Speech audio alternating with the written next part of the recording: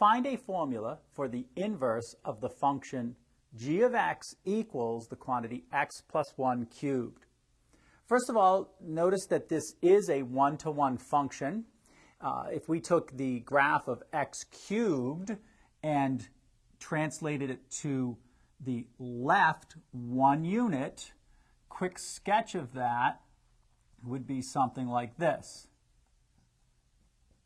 And so you can see that's one-to-one. Since it's one-to-one, we can find the formula for the inverse. We begin by replacing g of x with y. So we have y equals x plus 1 quantity cubed. And now we interchange x and y. So we have x equals the quantity y plus 1 cubed. Now we solve for y, which means to take the cube root of each side. So the cube root of x is equal to y plus 1. And then subtract 1 from each side. So we have the cube root of x minus 1 equals y.